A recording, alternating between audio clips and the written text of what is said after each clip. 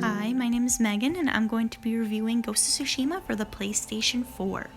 Ghost of Tsushima was made by Sucker Punch, the same developers who made the Infamous series and the Sly Cooper series. I personally love the Sly Cooper games. They're one of my favorite old school mascot games, like Jack, but Sly Cooper was always the one I would go to. So I do think this developer is extremely talented. I never really dipped into the Infamous games that much, but I did play a few of them, and they were always really fun open world games. So when they were kind of revealed their next game was going to be like this open world samurai epic with the Kurosawa inspiration, it was like speaking right to me. I was more than excited for this. And then after finishing it, I can safely say that this game is just a great game to end the PS4's life cycle on.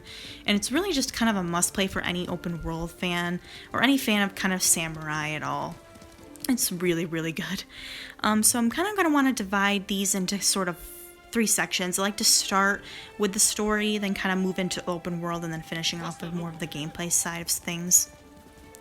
The story I found to be pretty straightforward. It's kind of more just about giving up everything you've known to save your home, and kind of what you would do and how much you would risk to kind of save people. I think the story works really well. There's some surprising twisting moments and turns that kind of keep you progressing forward and want to see the next scene. The characters, I think, are really hold it up, and they're some of the biggest highlights for me. A lot of the supporting cast is really great. They add a lot to the story, and Jin too. They even add to Jin's character as well. Their motivations are actually really fun to learn and discover throughout the game, making the journey pretty compelling, and you want to see it through. Overall, it's kind of serviceable. It keeps you going till the very end, and you know what? I just really liked it. It's really cinematic too. It's got a lot of Kurosawa inspiration in there that I really enjoyed. So it's definitely worth playing through. Next, I kind of want to move into the open world stuff, which I found to be actually a lot more surprising than I thought it would be. I kind of expected more just boring AC stuff, but it doesn't break any new ground, of course, when it comes to the activities you're doing in the world. But I think the game introduces you to the activities in a way to keep it kind of fun and engaging throughout the entire time I was playing. I really want to kind of touch on whether the progression as well in the open world. There's a lot of variety in there, whether it's like a bird leading you to a climbing puzzle or a fox showing you a way to a shrine. All these activities aren't the most diverse when you look at them at face value, but I think they all tie into the setting really well and the world, that it really feels engaging and very immersive. The side missions are really well done in the game. The actual acts you do in some of the side missions are kind of pretty bland. They're not unique or anything, but the stories themselves are unique. I think they're worth seeing through. And there are also really fun missions like Mythic Tales that lead you to really awesome fights, or singing crickets that you can find to get new songs for your flute, hot springs to just reflect on Jin's inner character, and even haikus you can compose and you get free stuff out of it. I think there's enough variety in the open world that keeps you really coming back to it. But also, I really want to mention the way that open world kind of ties into character progression. You get a lot of skills during your playthrough. You get many skills as well as your stances as you get them.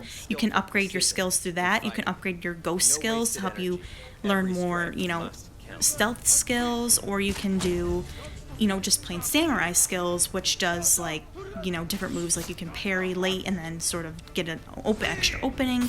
A lot of these kind of skill points you get by doing the side missions. So I really do think the side missions don't feel like they're just useless just to be there. They actually do fuel your progression as your character and help build your character up as well. All that kind of coincides together really well and meshes really well. That makes you feel like what you're doing is earned. The combat I kind of want to touch on next. The combat, in my opinion, is one of the best parts about the game. There are 2 different combat styles you can kind of really engage in.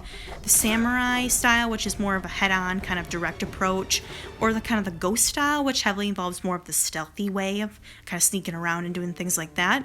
I kind of found both these systems to be really, really fun. Honestly, I really engaged in a lot of them. Most of it, actually.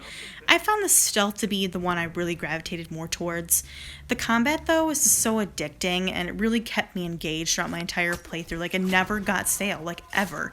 And I think that really comes down to the way the world progresses, as well. You have up to 4 stances for the samurai style, each one being an advantage over a certain enemy type. So it really is important to pay attention and survey the enemies as well, especially when there's many different types of enemies around you, kind of surrounding you. You really have to pay attention to that. And you don't really get the stances all right away. You kind of earn them as you progress through the open world, which also really, pushes you to explore the world more too. I played it on the hardest difficulty. I found the combat never to be too hard like a Sekiro or Nioh, which I think works well for the game. I think it's really accessible for many types of players. If you want a more easygoing approach, just go on the easier difficulties. If you want more if you really, really want to engage in the combat, I recommend the hardest difficulty. It never became frustrating, but it still made me pay attention to what they were doing, which you can't button mash and just mash the whole way through, which I found to be very fun and engaging throughout. The stealth is an option as well. I found this to be very fun as well. It's nothing amazing. It's more kind of very similar to the old Assassin's Creed games, where you kind of sneak behind people and take them out.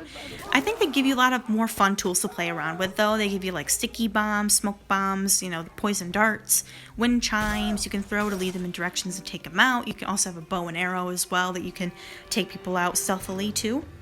I actually found this style of play to really fit more of the late narrative, and I found it really fun just to take out enemies as this ghost persona in the dead of night, from above. It was really, really fun and immersive in that way. So I really found myself really liking the stealth. It's overpowering, sure, but I found that to be match kind of what I was doing. I was like, I'm gonna be an overpowered ninja man, and I kind of was, so that was really fun.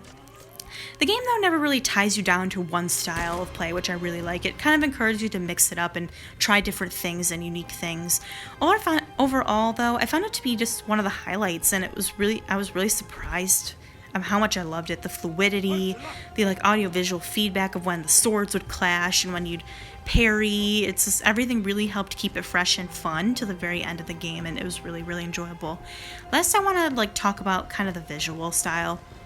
Easily, it's one of the best looking games on PS4 right now. It's from its stunning vistas to its incredibly diverse landscapes. There's so many different types of biomes that you could see. None of it felt similar. It always felt unique and different. It made exploring the island that much more engaging. You wanted to just ride around. Many times I'd just ride around so I could see what kind of location would await me next, just to see it, see a sunset, see the lightning clash over, just a field of grass. It was really, really enjoyable. The music and sound design really enhanced that feeling and tone, making it just a joy to explore this world. Some flaws I had with this game: I'd say camera I found to be a bit cumbersome, especially when you're in tight quarters or buildings or in the bandit camps. I found a lot of the issues to rise in. I just wish it was a bit tighter, that I can control more of this, pulled back a bit more too. I think that would help. The AI also can be pretty dumb, especially when stealthing. You'll notice it a lot more. You could literally kill someone 2 feet in front of their friend and they don't care. It's just something to be brought up.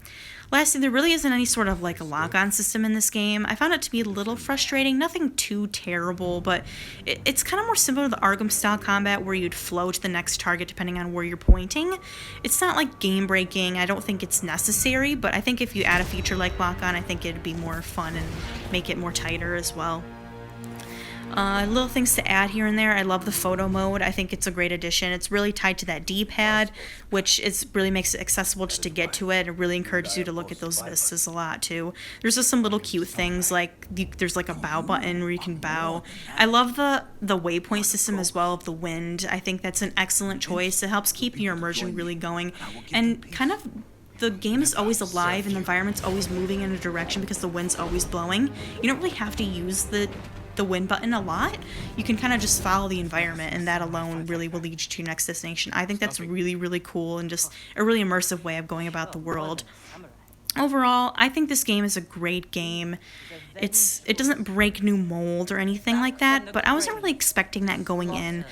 Sucker Punch set out to make it a fun open-world samurai game, and I think they did it super well. I think it's a great time and one to play if you love the setting, if you're an open world fan, if you love that kind of samurai feel.